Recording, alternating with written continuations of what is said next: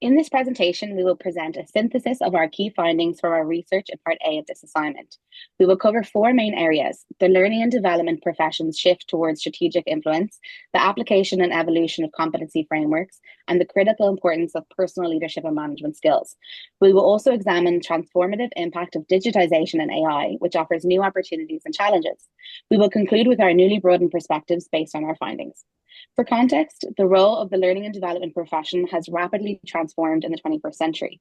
According to Galligan et al., historically, the function predominantly focused on the strategy for designing and delivering training. But as we will discuss, a contradiction has emerged between traditional learning and development roles and what is required for the learning and development professional today. As Moot described, this role evolved as learning and development leaders began to undertake strategic leadership and collaborative roles, influencing the organization's strategic direction. The learning development function has transitioned from operating in silos to becoming cross-functional leaders and change agents. This emphasis reflects a forward-looking approach to workforce development and highlights the importance of learning and development leaders in fostering a culture that values future-focused approach, adaptability, and ongoing development, to which Yvonne will speak to later in this presentation. This can be applied to the broader emerging perspective that the globalization of work will force the traditional role of learning and development to adapt further to adhere to international and multicultural environments. Kevin will discuss how the strategic focus of learning and development is evolving to align with the challenges and opportunities of the modern workplace, and how competency frameworks have evolved to reflect these changes. Kevin? Thank you, Catherine.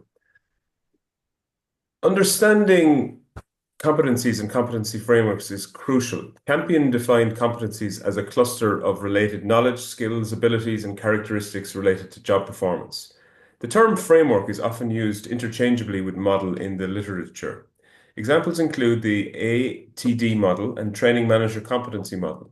We suggest model is more appropriate for these L&D competency frameworks, building on Campion's 2011 work. Frameworks benefit employers by measuring effectiveness and employees by clarifying role requirements. Garavan et al. Noted that competency frameworks contribute to organizational success and sustainability, while Shett warned that failing to develop new competencies could lead to career stagnation.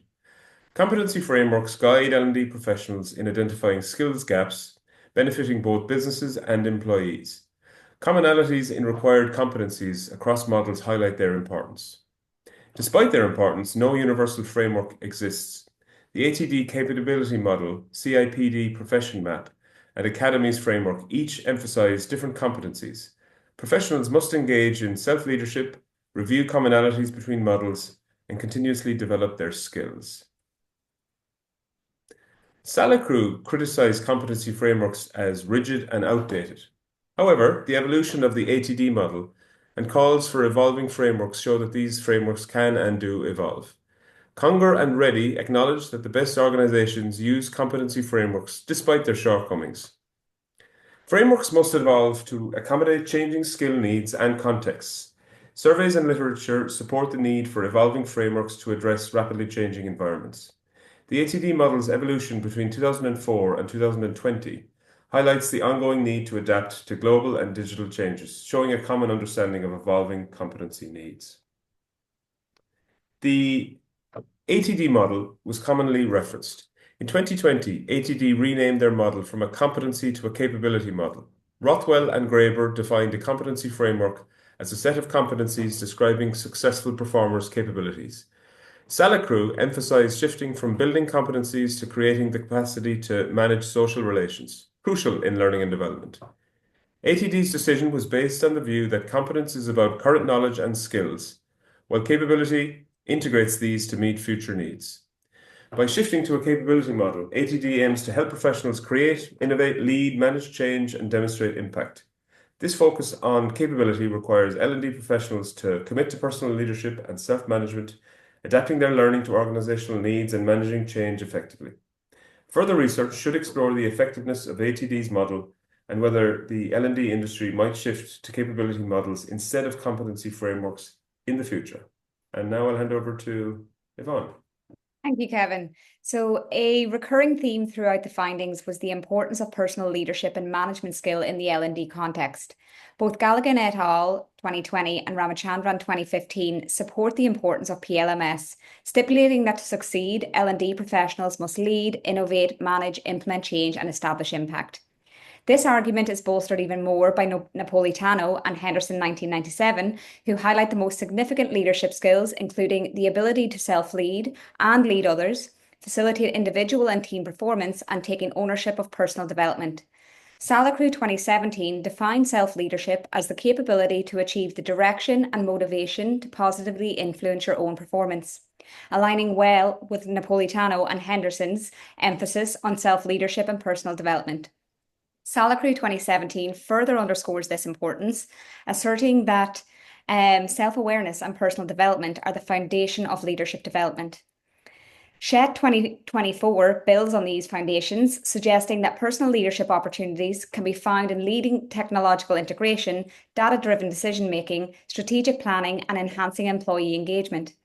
Egan 2013 adds another dimension, emphasizing how mentorship fosters personal leadership by encouraging practices like active listening and insightful questioning, which support the development of self-awareness and personal growth. Ross 2014 highlights that when leaders engage in competence building and capability building, L&D professionals emulate effective commitment and exercise self-leadership. This aligns with Salacru's view that leadership development requires a shift from simply building competencies to also creating the capacity to manage social relations. Govender and Adigbite 2022 broaden this viewpoint more, asserting that the L&D role must ensure that lifelong learning and learning how to learn become essential employee skills. Shed 2014 supports this viewpoint by stating that failing to continuously learn and develop new competencies will lead to many challenges, such as a reduced ability to thrive in rapidly changing environments. Figliuolo 2011 and Shed 2024 both emphasize the importance of combining inward reflection and outward growth in personal leadership. Figliuolo advocates for creating guiding maxims that reflect a leader's evolving beliefs, while Shed highlights key competencies such as analytical, cross-cultural, cognitive, and personal effectiveness. Together, these perspectives promote a holistic approach to leadership development, integrating self-awareness with actionable skills for the L&D context. Uckel and Gardner 2020 highlight the value of participative leadership, where leaders encourage teams to contribute to decision-making and taking ownership through delegation. This approach empowers individuals and teams to self-lead, fostering autonomy and collaboration. It aligns with Salacru's view that leadership development should focus not just on building those competencies, but also developing the capacity to manage complex relationships effectively. All of these synthesized perspectives unify into a new understanding that personal leadership in L&D is a dynamic process, balancing self-leadership, relational skills, and adaptability to drive innovation and impact. Leadership development must go beyond building static competencies to fostering the capacity for continuous learning. Future research could explore how L&D leaders can effectively integrate emerging technologies and AI into personal leadership practices and navigate the complexities of global cross-cultural team dynamics. I'll now pass you back to Kevin. Lovely. Thank you, Yvonne. The integration of digitization and AI is reshaping learning and development, presenting both opportunities and challenges. Technological advancements offer unprecedented opportunities for creating more effective and personalized learning experiences. However, according to Wesha et al., it is crucial to integrate these technologies thoughtfully to ensure they complement rather than replace human interaction. Understanding how to leverage digital tools and AI is becoming a fundamental skill in the modern L&D landscape. Wesha et al. Highlight the need for L&D professionals to be competent in using digital and automated tools such as learning management systems and AI for tasks like speech analysis. Balancing technological integration while maintaining human-centric skills is essential. Salacru emphasizes the importance of understanding the context in which leadership happens and taking a holistic approach. Moving forward, L&D leaders must emphasize the integration of digital tools while maintaining a focus on human-centric leadership. This dual approach will help harness the full potential of technology without compromising essential human skills, creating a more dynamic, effective, and engaging learning environment. Looking then at paradox theory in learning and development. Paradox theory addresses the persistent contradictions and tensions in the L&D role and emphasizes a both-and approach to manage those tensions.